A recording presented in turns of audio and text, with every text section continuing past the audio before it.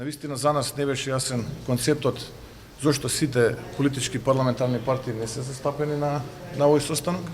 И добивме објаснување кое што навистина не можевме да го прифатиме во стилот во кој што ни беше објаснето. Исто така, како ВМРО ДПМН изразивме сериозен револт и негодување на девијантното однесување од страна на владините представници, но и од парламентарното мнозинство во текот на вчерашниот ден, кога на еден начин, неделовнички, на еден начин кој што до сега не беше пракса во политичкиот живот во Република на Македонија, се утврди потребата од промена на изборниот законник без поддршка на најголемата опозициона партија, односно без поддршка на опозицијата, а се со цел да се намали бројот на потребни пратеници кога се усвојува составот на Државната изборна комисија од мнозинство од двотретинско 80 потребни на 61, односно на парламентарно мнозинство од вкупниот број на пратеници. Ние како ВМРО ДПМН изразивме револт поради ваквото однесување, ги кажавме причините поради кои што ја напуштаме овој состанок на парламентарните политички партии кои што беа поканети. Им се извинуваме наше име на сите ние парламентарни политички партии кои што не беа дел од овој состанок. Навистина не бевме во можност да делуваме и во нивно име протестираме.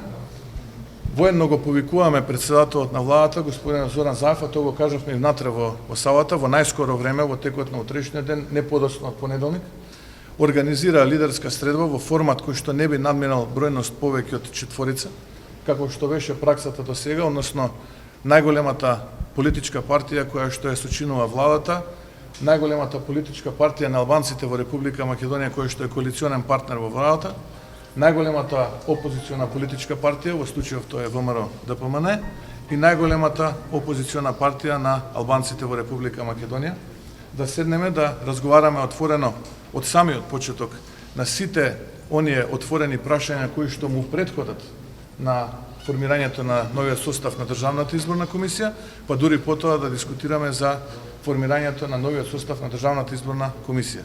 Се надевам дека ќе преовладува разумот, се надевам дека ќе преовладува мудроста во редовите на владата и во најскоро време председателот на владата ќе организира ваква средба на која што ќе можеме отворено да дискутираме на начинот на кој што ќе биде избран составот на Државната изборна комисија. Ви благодарам. Колку не се случи тоа, господин Мицковски, кои ќе бидат позициите на ВМРО ДПМН? Ова прашање ќе треба да му го поставите на председателот на владата, господинот Зоран Заев, а зидните чекори на ВМРО ДПМН јавноста благовремено ќе биде информирана. Ви благодарам. Господин Мицковски, останувате ли на истите барања да се усвои претходно законот за финансирање на партиите? ВМРО ДПМН е принципиелна партија и ВМРО ДПМН останува на истите оние ставови кои што ги имаше и во март месец и сега во јули месец и ќе ги има и понатаму, дека целиот овој процес треба да се гледа како заокружена целина, на кој што му претходеше првата етапа, а тоа беа сите оние реформски закони кои што ВМРО ДПМН враќајќи се во парламентот ги поддржа со двотретинско мнозинство.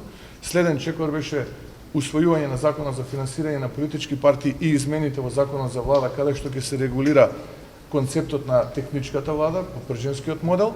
Ние едноставно бараме да добиеме фер избори. Тоа е суштината која што ВМРО ДПМН ја бара.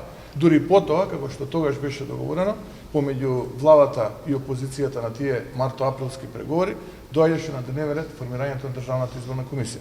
Владата со чинот кој што вчера го направи, докажа уште еднашка дека не само што нема демократски капацитет, туку е многу далеку од европските вредности.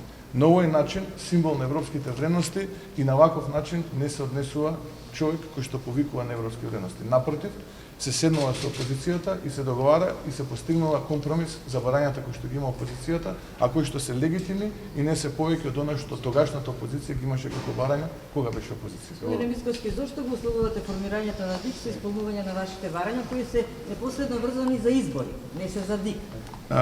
Не го условуваме, мислам дека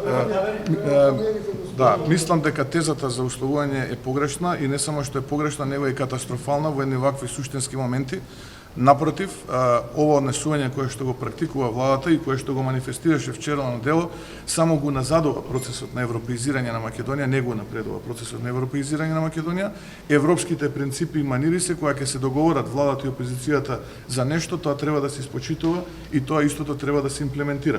Така што одговорот на ова прашање можеби повторно треба да го даде председателот на владата зошто тоа не се случува. Но ќе се одрази на роковите околу референдумот. Вашето однесување, да. Затоа рековме во најскоро време стоиме на располагање председателот на владата да организира лидерска средба во формат кој што го предложивме, кој што нема да надмине повеќе од четворица и нема да се одржи подоцна од понеделник. Тоа беше нашиот апел и тоа е она што ние го побаравме и сега внатре во просторијата, но и еве сега јавно го соопштуваме на македонската јавност. Премиерот не свика до понеделник.